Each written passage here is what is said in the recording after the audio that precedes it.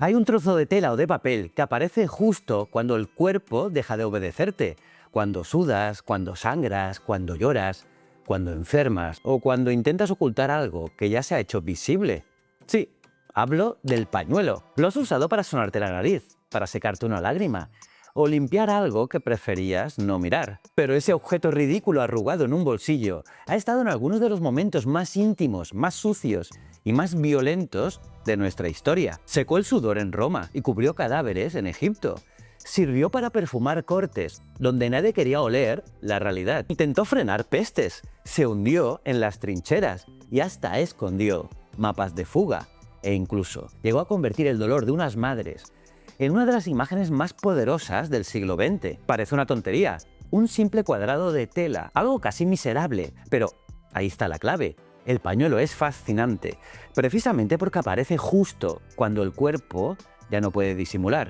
Así que la pregunta no es solo de dónde viene. ¿Cómo pudo una simple tela convertirse en símbolo de higiene, lujo, guerra, protesta, enfermedad y memoria? Soy JJ Priego y hoy en Historias de la Historia vamos a contar la historia del pañuelo. Y ya sabes que aquí siempre vemos que lo conocido es finito y lo desconocido infinito. ¿Quieres saber más? Acompáñame.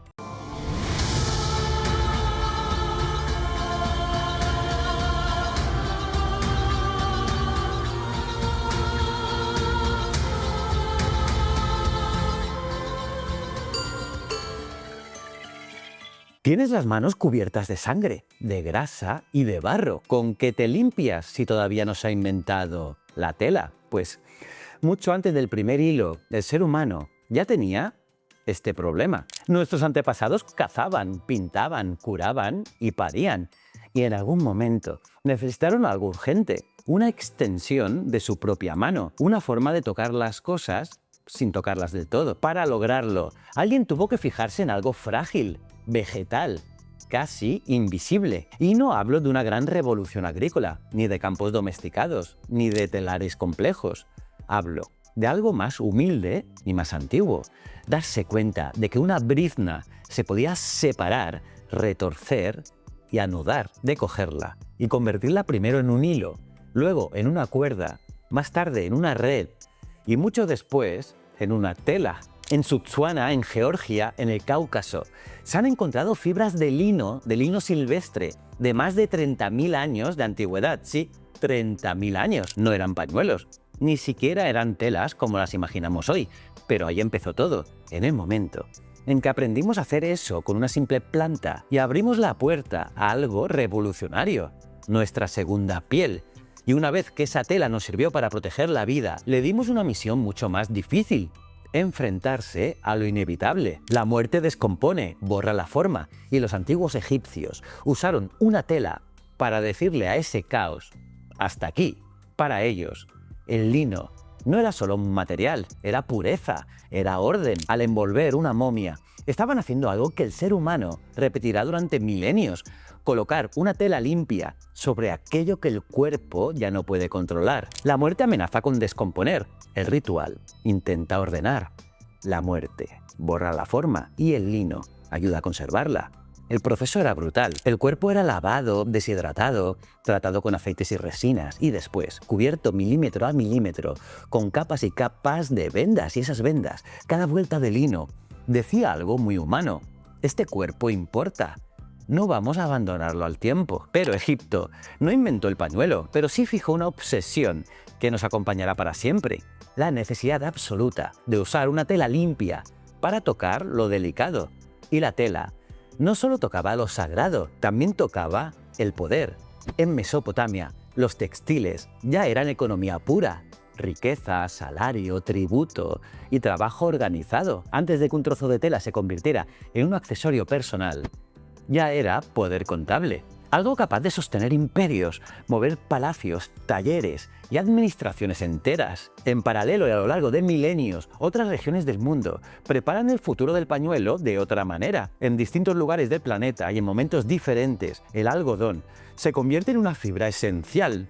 En la India, en regiones de América, en climas donde una tela suave, ligera y absorbente podía acercarse al cuerpo sin convertirse en carga. Por ejemplo, en América, esa historia también toma caminos propios, porque en regiones andinas y mesoamericanas, distintas comunidades desarrollaron culturas textiles complejas a partir del algodón y de fibras vegetales como el maguey. No hablamos todavía de pañuelo moderno, claro, pero sí de paños, de mantas y tejidos que tocaban el cuerpo y también protegían del sol, cargaban objetos, participaban en rituales y podían marcar identidad o estatus.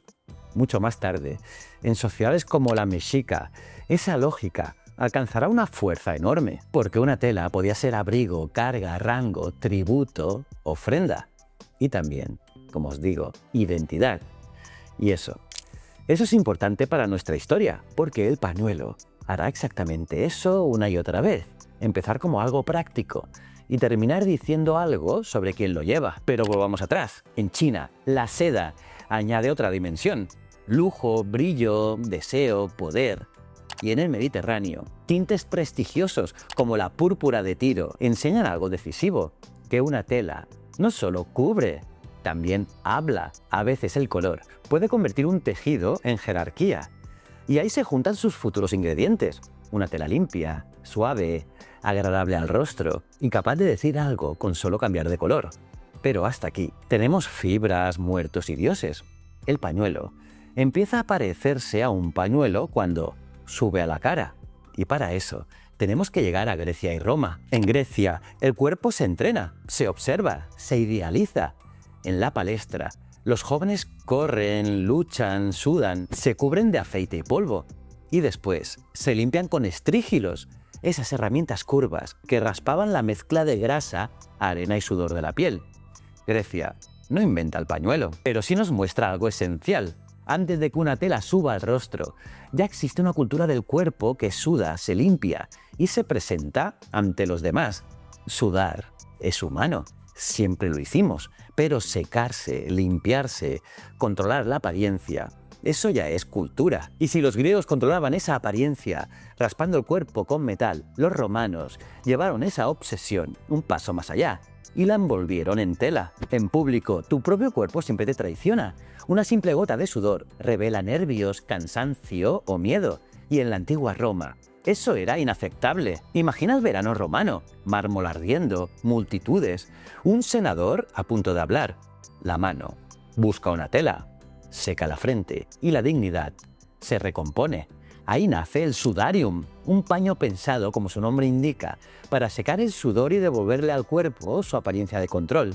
Y aquí, justo aquí, nos acercamos muchísimo a lo que hoy reconocemos como un pañuelo, una tela personal, manejable, cercana a la cara, usada para absorber aquello que el cuerpo expulsa. Roma tampoco inventa el pañuelo moderno de bolsillo, pero nos da uno de sus antepasados más claros. Y aparece también otra palabra relacionada con esta familia de paños, el horarium, que su historia es compleja, pero nos interesa por algo muy concreto, porque vincula la tela con la boca, con la voz, la palabra. Y más tarde, ciertos usos ceremoniales.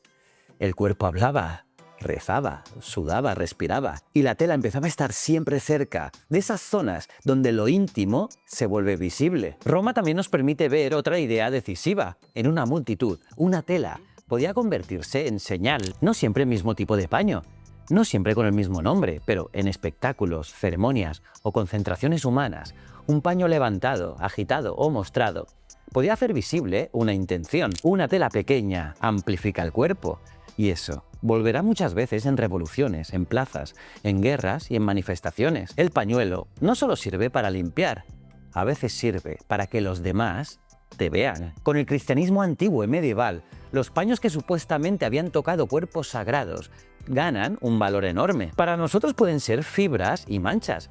Para quienes los veneraban, eran contacto. Una forma de guardar cerca una muerte, una fe o una historia. Y en los caminos de peregrinación, esos paños también acompañaban cuerpos vivos. Gente que caminaba durante semanas, que sudaba, que dormía en refugios, que tocaba reliquias, que compartía aire, agua y cansancio. Mucho antes de que habláramos de epidemiología, Las multitudes ya movían fe y también movían enfermedades. Durante muchos siglos, distintas culturas desarrollan paños personales sin que exista todavía una única historia lineal del pañuelo. En unos lugares es seda imperial, en otros un paño con palabras. Y a veces, cuando llega la peste, es una tela perfumada contra el miedo. Imagina una caravana cruzando Asia Central. Entre especias, cerámicas y manuscritos viajan también rollos de seda. Algunos acabarán en iglesias bizantinas, otros en talleres islámicos, otros en manos de élites que no buscan solo cubrirse, buscan brillar. Todavía estamos lejos del pañuelo de bolsillo, pero los tirad del mundo islámico muestran algo fundamental para nuestra historia. La tela podía convertirse en palabra, en nombres, bendiciones, fórmulas de autoridad. El tejido dejaba de ser solo materia y empezaba a hablar. Y junto a la palabra está la higiene. Baños, perfumes, ungüentos, limpieza ritual, tejidos finos. Mientras tanto, en Japón, con el tiempo, el tenugi mostraba otra cara de esta historia. Un paño rectangular, sencillo, lavable, capaz de secar manos, cubrir la cabeza, envolver objetos o acompañar festividades. No es el pañuelo europeo de bolsillo, pero cumple una función muy parecida. Una tela personal, práctica, siempre disponible. Y fuera de Eurasia, otras culturas hacen lo mismo con sus propios materiales. Algodón teñido de índigo en África Occidental, corteza batida en Oceanía, paños de trabajo, de ceremonia o de identidad. Pero hacia el final de la Edad Media, el paño vuelve al rostro, por una razón mucho más oscura: la peste. Cuando la muerte es invisible y el aire mismo se vuelve sospechoso, el ser humano siempre responde con el mismo instinto primitivo: ponerse una tela en la cara. En el siglo XIV, mientras la peste negra vaciaba continentes enteros, nadie sabía que era una bacteria, nadie.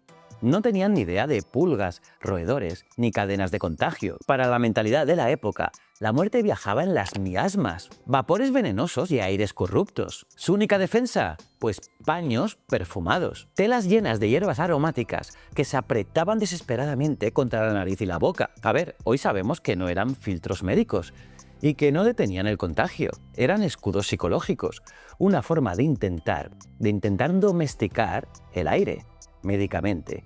La idea estaba equivocada, pero el gesto era profundamente humano. Cuando no sabes dónde se esconde el enemigo, necesitas fabricar una frontera entre tu cuerpo y el mundo. Necesitas sentirte a salvo. Por eso ese gesto no se quedó atrapado en la Edad Media. Volvió en las calles de 1918, regresó en los hospitales de 2020 y va a volver siempre, cada vez que respirar nos vuelva a dar miedo. Pero antes de llegar ahí, el pañuelo vivirá su etapa más elegante, el Renacimiento. Si ves a alguien sosteniendo un pañuelo en un cuadro del Renacimiento, no se está sonando los mocos, no, te está lanzando un mensaje muy pero que muy diferente. En esta época, el pañuelo hace algo inesperado. Deja de esconder lo incómodo y empieza a exhibirlo como elegancia. Y es que ocurre algo decisivo. El pañuelo gana visibilidad social. No nace de golpe, no aparece de la nada, pero empieza a ocupar otro lugar, que si en la mano, que si el retrato, en la corte, la escena pública. Y cuando un objeto aparece en un retrato renacentista, no está ahí por casualidad. Una espada habla de poder, un libro habla de cultura, una joya habla de riqueza, un pañuelo fino habla de control, control del cuerpo. Pero no imaginemos esas cortes como salones impecables, no. Había lujo, sí, pero también ropa pesada, habitaciones cerradas, perfumes intensos y olores que nadie quería admitir. Un pañuelo perfumado era como llevar una pequeña atmósfera privada en la mano. Podías acercarlo a la nariz, podías disimular olores, podías conservar una fragancia, podías parecer más limpio, más refinado, más dueño de ti mismo. Pero en una corte, nada es solo práctico.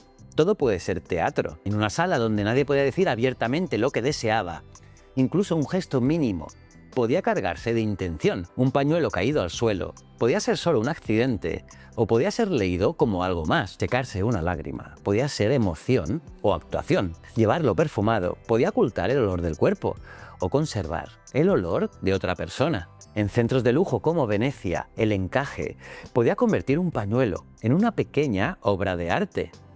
No abriga mucho, no protege demasiado, pero demuestra tiempo, dinero, habilidad y delicadeza. El pañuelo de encaje decía: Incluso lo que uso para tocar mi rostro puede ser bello. Isabel I de Inglaterra entendió como pocos ese poder visual. En sus retratos, el encaje, las perlas, los bordados y los tejidos finos no son simples adornos, forman parte de una arquitectura de autoridad. El cuerpo de la reina se convierte en imagen política, y mientras Europa convierte el pañuelo en lujo, el mundo se hace cada vez más grande y más violento. América, África, Europa y Asia quedan unidas por el comercio, por la colonización y también por la esclavitud. Y el pañuelo viaja como mercancía, como regalo, como prenda, como imposición o también como identidad. El pañuelo ya no se esconde, se muestra, se perfuma, se borda, se entrega y se desea. Pero lo que nació en salones y retratos estaba a punto de caer en manos de la multitud, y a partir del siglo XVIII el pañuelo deja de pertenecer sobre todo al lenguaje de las élites y entra con más fuerza en otro mundo. Bolsillos, mercados, talleres, barcos, campos y también las calles. Porque la industria lo abarata, el comercio lo mueve, la política lo imprime, el trabajador lo ata al cuello, el revolucionario lo agita en la calle, empieza a doblarse, a guardarse en bolsillos, a bordarse con iniciales, a aparecer en mercados y armarios cada vez menos aristocráticos. Poco a poco, además, se impone una forma que hoy nos parece obvia, el cuadrado. Una geometría perfecta para doblar, guardar, bordar, perfumar, desplegar o simplemente enseñar. El pañuelo se domestica en una forma simple: 4 lados, 4 esquinas, infinitos usos. Y ahora sí, ya tenemos algo muy parecido al pañuelo moderno, pequeño, personal, portátil, pensado para el rostro, las manos, el gesto o el recuerdo. Pero como te digo, fuera de los salones, el pañuelo cuenta historias mucho más duras. Los pañuelos y telas de Madrás, vinculados al comercio textil con la India, viajan por rutas atlánticas hacia Europa, África y el Caribe. No siempre son pañuelos en el sentido moderno. A veces son telas, piezas de vestir, paños de cabeza, signos de estatus o herramientas de trabajo. En el Caribe colonial y en otros espacios del mundo atlántico, cubrir la cabeza podía ser una imposición, una forma de marcar, controlar o clasificar a mujeres negras, esclavizadas o libres, según el contexto colonial. En la Luisiana colonial, por ejemplo, las normas sobre el tiñón muestran hasta qué punto el poder puede intentar gobernar incluso el cabello. Pero aquí ocurre algo que se repite muchas veces en la historia. Un símbolo impuesto desde arriba puede ser reapropiado desde abajo. Lo que debía señalar subordinación podía convertirse en estilo. Lo que debía borrar identidad podía convertirse en presencia. Lo que debía controlar un cuerpo podía acabar diciendo: sigo aquí. Un mismo pañuelo podía ser control y resistencia a la vez, y eso es brutal. Mientras tanto, la Revolución Francesa demuestra el poder político de la tela. Colores, escarapelas, prendas, cintas, paños. La multitud necesita reconocerse de una manera clara. La política necesita símbolos visibles. No todo el mundo puede llevar una gran bandera. No todo el mundo puede imprimir un periódico. Sí, y no todo el mundo puede dar un discurso en la calle, pero casi cualquiera puede llevar una tela. Y si muchas personas llevan la misma tela, eso deja de ser moda y se convierte en movimiento. Y bien, ya en el siglo XIX, la industria lo acelera todo.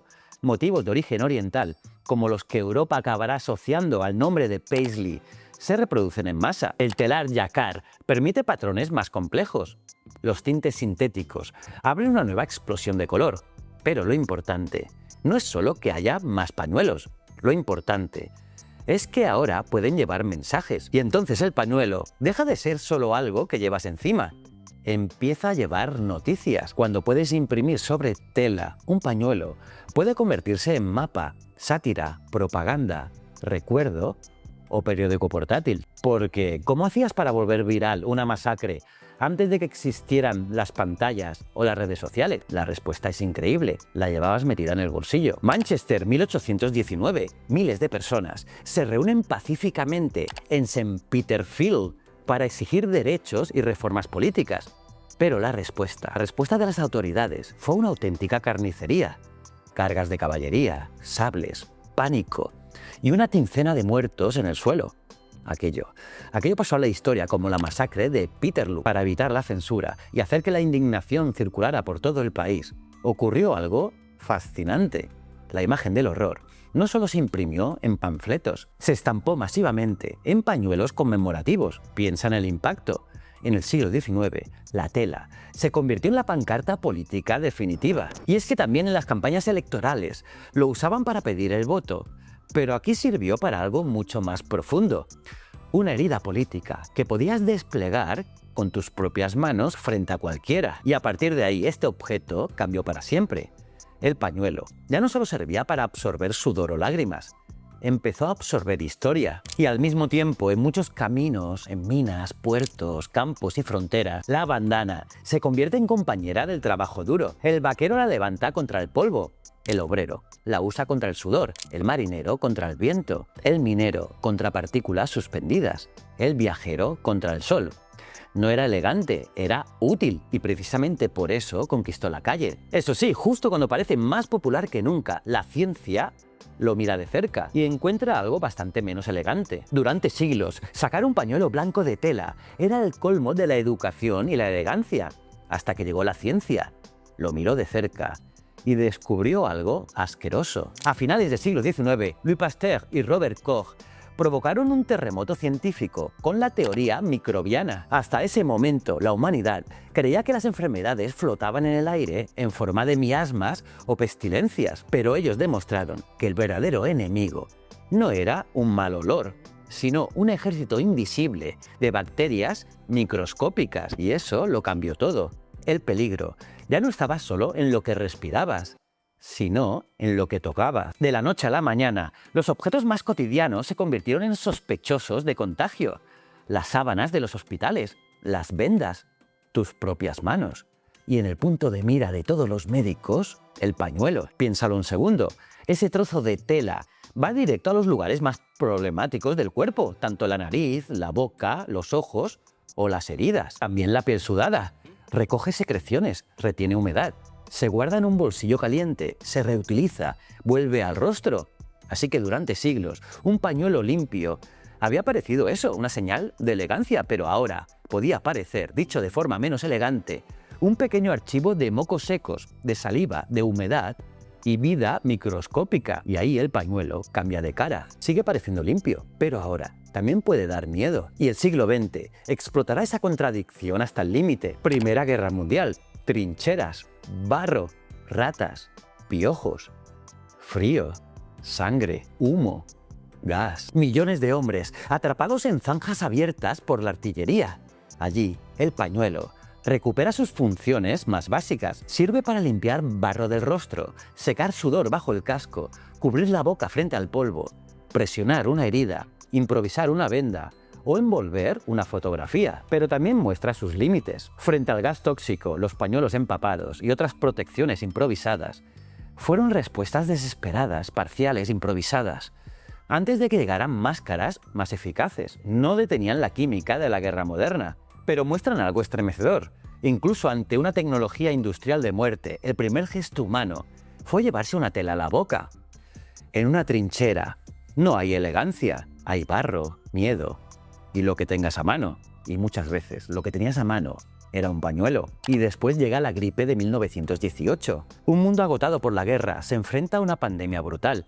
La boca y la nariz se convierten en puertas de salida del contagio. Cubrirse al toser o estornudar deja de ser simple educación. Se vuelve salud pública. En algunos lugares aparecen mascarillas, campañas, carteles y normas. El rostro entra en la política sanitaria, pero el pañuelo de tela tiene un problema evidente. Se usa, se guarda, se reutiliza. Y justo ahí entra una revolución aparentemente humilde: la celulosa desechable. Durante la Primera Guerra Mundial, la empresa Kimberly-Clark trabaja con materiales absorbentes de celulosa, como el Celu Cotton, utilizados en contextos médicos e higiénicos y vinculados también a la protección en tiempos de guerra. Y en 1924 aparece el Kleenex, sí, el Kleenex. Pero aquí viene el giro, porque no nace todavía como el pañuelo de papel que imaginamos cuando estamos resfriados, porque al principio se vende sobre todo como un producto cosmético para retirar crema del rostro. Solo después el gesto cambia, porque la gente empieza a usarlo para sonarse y la industria entiende que ha nacido algo nuevo, un pañuelo diseñado para no volver al bolsillo, sino para tirar. El cambio cultural es enorme. El pañuelo de tela podía tener biografía, el del papel tenía destino: usar encerrar la secreción y tirar. La modernidad no solo popularizó un pañuelo más higiénico, inventó un pañuelo sin memoria. Y así, un gesto íntimo se convierte en producto industrial. Pero espera, que el papel tiene más historia. Si fueras un piloto derribado en territorio enemigo durante la Segunda Guerra Mundial, tu mejor herramienta para escapar no sería una pistola, no, sería un simple pañuelo metido en el bolsillo, porque piénsalo un segundo. En mitad de una misión de fuga, el papel es tu peor enemigo. Si estás escondido cerca de un puesto de control nazi y necesitas mirar una ruta, el crujido del papel, sí, justo al desdoblarse, te puede delatar. Y si llueve, tu mapa se convierte en papilla. Por eso, los servicios de inteligencia militar diseñaron una genialidad: mapas de escape, impresos secretamente en seda y rayón, a ojos de cualquiera. Parecían simples pañuelos para limpiarse el sudor. Podías arrugarlos, esconderlos en las botas o llevarlos anudados al cuello sin levantar sospechas, pero eran indestructibles, soportaban el agua, el barro y, lo más importante, eran totalmente silenciosos. Podías desplegarlos en mitad de la noche, bajo la tormenta, sin hacer el más mínimo ruido. Un cuadrado miserable de tela que contenía los caminos, ríos y fronteras de un territorio entero para cientos de soldados. Este trozo de tela fue la diferencia exacta entre caer prisioneros o encontrar el camino de vuelta a casa. Es imposible imaginar un uso más perfecto para un pañuelo. Y bueno, luego, el siglo se llena de pañuelos que ya no significan una sola cosa. En la Guerra Civil Española, como en tantos conflictos del siglo XX, los pañuelos y telas de color también ayudaron a reconocer bandos, milicias, lealtades y formas de pertenencia. Una vez más, una tela pequeña podía decir de qué lado estabas, incluso antes de que abrieras la boca. Pero el siglo XX es un siglo de contrastes brutales, porque mientras en las calles y barricadas el pañuelo se manchaba de polvo, sangre e ideología, al otro lado del mundo conquistaba un territorio completamente nuevo: la luz proyectada. Dejemos la guerra y entramos en la ficción. En Hollywood, el pañuelo se convierte en pura emoción: una mujer que llora, un amante que guarda un recuerdo, una estrella con un pañuelo de seda en la cabeza. Una lágrima dura un instante, pero un pañuelo mojado puede quedarse en la imagen para siempre. Pero la historia de los pañuelos no se escribe solo en los estudios de cine. Lejos del glamour y de la seda, el mundo real exigía otro tipo de tela, porque mientras las actrices lloraban en la pantalla, millones de mujeres entraban a trabajar entre grasa, ruido y acero. En las fábricas, los pañuelos y bandanas volvieron a sus orígenes más crudos. Herramientas de trabajo, sujetaban el pelo, protegían del polvo, ordenaban el cuerpo dentro de la voracidad de la máquina industrial. Y es justo ahí, entre el humo de las fábricas, donde aparece una imagen que hoy todos creemos reconocer: la mujer del pañuelo rojo y el brazo levantado, bajo el lema "We can do it". Técnicamente, aquel cartel de Westinghouse no fue en su origen la gran campaña feminista universal que imaginamos hoy, ni era exactamente Rosie de Riveter en sentido estricto, pero la historia de los símbolos es así. A veces, una imagen nace con un propósito concreto y décadas después se convierte en algo mucho más grande. Ese pañuelo rojo terminó diciendo lo que quizá al principio no decía del todo: podemos hacerlo. Y en algunas subculturas LGBTQ+, sobre todo en ambientes gays y leather de los años 70, el hanky coat convierte pañuelos de colores en un lenguaje discreto. Una tela en un bolsillo podía ser invisible para unos y perfectamente legible para otros. Y la kefille palestina también tiene su propia historia, claro, pero pertenece a esa gran familia de telas personales que nacen para proteger el cuerpo y terminan cargándose de identidad, porque tradicionalmente esta tela está asociada a usos prácticos, como protegerse del sol, del polvo y del viento en entornos rurales. Pero la tela adquirió una dimensión política enorme a lo largo del siglo XX. Se transformó en un símbolo global de resistencia, pertenencia y conflicto. Y ese fenómeno de usar un trozo de tela como trinchera cultural pronto saltó de los mapas geopolíticos directos al asfalto de las grandes ciudades. Hacia finales del siglo XX, el pañuelo conquistó las subculturas urbanas globales, desde el hip hop y el rock hasta el punk y las bandas callejeras, los videoclips y los escenarios se llenaron de bandanas y paños. En ese nuevo entorno, la tela pasó a significar territorio, código secreto, desafío a la autoridad, homenaje o simple actitud. Pero hay una distancia abismal entre vestir una tela por rebeldía estética, y usarla para desafiar a un régimen militar que te apunta con fusiles. Si hay una imagen que demuestra hasta dónde puede llegar el poder de un pañuelo, no está en una corte, ni en una película, ni en un escenario de rock. Está en una plaza. Buenos Aires, 1977. En plena dictadura militar, un grupo de madres empieza a reunirse de forma casi imposible y acude a la Plaza de Mayo para exigir respuestas por sus hijos desaparecidos. Como el estado de sitio prohibía las reuniones, empezaron a caminar en círculos alrededor de la plaza. Para reconocerse entre la multitud, decidieron cubrirse la cabeza con una tela blanca.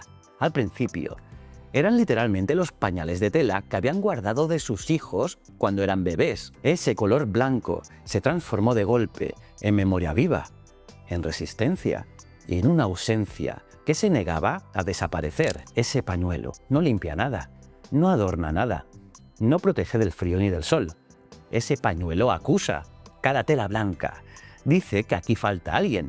Cada vuelta a la plaza dice que no nos callamos. Cada pañuelo convierte el dolor privado en memoria pública. Pocas veces un objeto tan pequeño ha cargado con tanta ausencia. En 100 años, el pañuelo dejó de ser un objeto y se convirtió en un alfabeto. Un alfabeto escrito con tela, con color, nudos, lágrimas, mapas, secreciones, ausencias y cuerpos que necesitaban ser vistos. Y entonces llegó el siglo XXI. Creíamos entender el mundo invisible mejor que nunca. Conocíamos bacterias, conocíamos virus, vacunas, higiene, transmisión respiratoria. Pero epidemias como el SARS recordaron algo muy básico. Respirar nos conecta. Y luego en 2020 llegó el COVID-19. De pronto, gestos antiguos volvieron al centro de la vida moderna. Cubrirse la boca, lavarse las manos, tirar el pañuelo usado, no tocarse la cara, ventilar, pensar en el aire como algo compartido. El pañuelo volvió al rostro. Pero aquí hay que ser muy claros. Un pañuelo no es una mascarilla. Un pañuelo puede cubrir una tos, recoger secreciones y frenar parte de las gotas grandes. Pero una mascarilla eficaz no es simplemente una tela delante de la boca. Necesita material filtrante, capas, ajuste y pocas fugas. El pañuelo ayuda, pero no hace milagros. Y además abre otro dilema moderno, el residuo. El pañuelo de papel resolvió parte del problema higiénico, pero abrió otro, la basura. Y frente a eso, vuelve el pañuelo de tela. Más duradero, sí, más cercano también, pero no mágico. Hay que lavarlo bien, hay que usarlo con criterio, porque como siempre, el pañuelo parece simple, hasta que miras todo lo que implica. Quizá ahora mismo hay un pañuelo en tu bolsillo, limpio, doblado, esperando. Quizá no servirá para nada importante, o quizá acabará tocando una lágrima, una herida, una despedida o una tos. Esa es su historia. El pañuelo aparece cuando el cuerpo falla, cuando la emoción se escapa, cuando la enfermedad se transmite, cuando el poder necesita símbolos o cuando la memoria se niega a desaparecer. Por eso nunca fue solo una tela, fue una segunda piel, una pequeña bandera íntima.